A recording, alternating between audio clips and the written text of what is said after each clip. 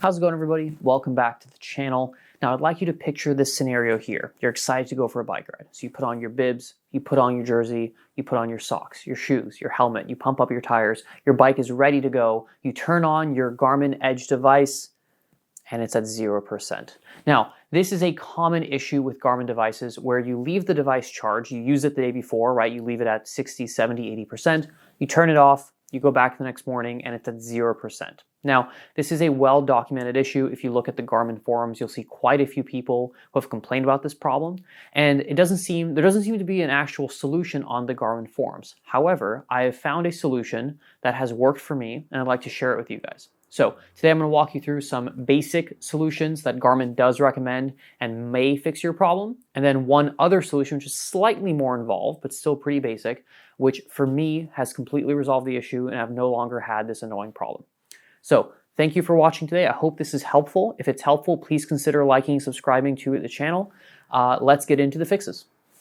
All right, so let me go ahead and show you 3 potential fixes for the issue, and then one final fix which I found to fully rectify the issue. Now, the first 3 fixes are things recommended by Garmin and other users that I've found online, and then the 4th and final fix is the one that I've found to have worked the best for me.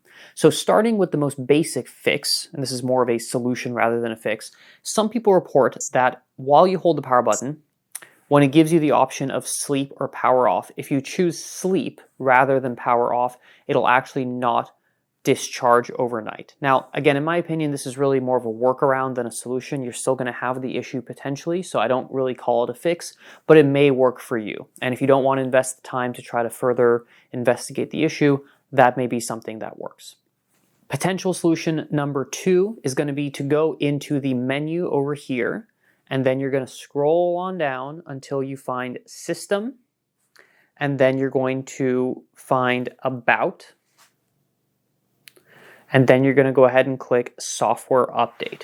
Now, this will give you the ability to update your software. Now, if you have not updated your software ever, or if it's been a while since you've last done it, I would recommend starting here. I would actually recommend starting here regardless of what fix you end up doing, because this is very important. Now, Garmin does over time offer software updates, and they have fixed certain issues that I've had with this device. So it's always a good idea to make sure your software is up to date. If you have a software update available, it'll only take a few moments to update, and then you should be at the newest one.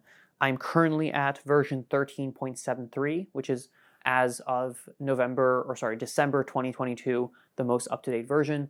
But I would definitely do this, even though it did not actually solve my issue when I first applied an older software update. So check it out. It may solve your issue. This is what Garmin recommends you do first, although it did not fully solve my issue. And finally, option number 3, or potential solution number 3, is again in the main menu found over here at the bottom. What you're going to want to do is you're going to want to scroll down to Device Reset in the System folder. And then in Device Reset, you can choose between Reset System Settings or Device Settings, or you can choose Delete Data and Reset Settings. Now, these 2 options will allow you to either just delete your profiles but keep your ride data. This is the first option. Or the more advanced or kind of nuclear option is to fully reset the device and delete everything on there. Now, obviously, you will lose all your data. You're going to have to back it up or reintroduce the data later. But this may solve your issue, and this is what Garmin recommends as a second step after updating your device. Now, I've tried this and it didn't actually fix my issue, so I've actually moved on to a 4th and final fix, which for me has worked flawlessly. We will need to go inside and plug in our Garmin device to a computer. Now, Garmin still does frustratingly use micro USB rather than USB-C, which is rather annoying in 2022. This is an older device, but a lot of their new devices still come with USB or micro USB. But either way, we're going to go inside, we're going to plug this guy in, and using our computer, we're going to go and manipulate some data in order to fix the issue. This solution has worked for me. I'm happy to report that, and hopefully it'll work for you as well. So let's go inside and try our last and final fix. All right, so now that we have the Garmin device plugged into the computer, we're going to go ahead and locate it. If you're on a Macintosh computer, it'll be on your desktop. If you're using a Windows, it'll be in the Finder.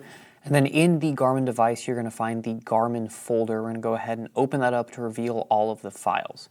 Now we're looking for two specific things here. We're looking for a folder and a file, and what we're going to do is we're going to delete both of them. This will sort of reset them, and the Garmin will make new versions of this, which should get rid of the corruption. The folder is called Remote SW. We're then going to go ahead and delete that. So right-click delete on Windows or drag it into the trash for Mac.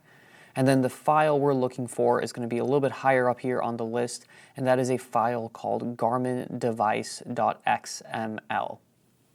Same thing, we're just going to go ahead and drag this file into the trash.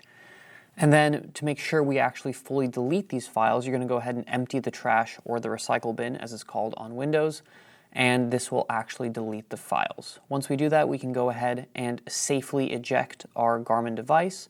Then you can reboot it, and that should take care of things. So there we have it, my potential fix for the Garmin discharge issue. Now this has worked for me. It's been about a month since I've applied it and I've not had to reapply it, although I do foresee this potentially being something you have to go in and do every once in a while if that file gets corrupted again. Now, it is a little frustrating that Garmin has not fully acknowledged or resolved this issue on their own. It seems like something they could figure out pretty easily. However, this is a fix that for me has at least allowed me to go and have some more peace in mind when I go for a bike ride in the morning. Thank you guys for watching. I hope this video was helpful to you. If it was, please consider liking the video and subscribing to the channel. It would mean a lot to me. Get out there, go for a ride. I hope it all works out for you. Thank you again for watching, and I'll catch you in the next one.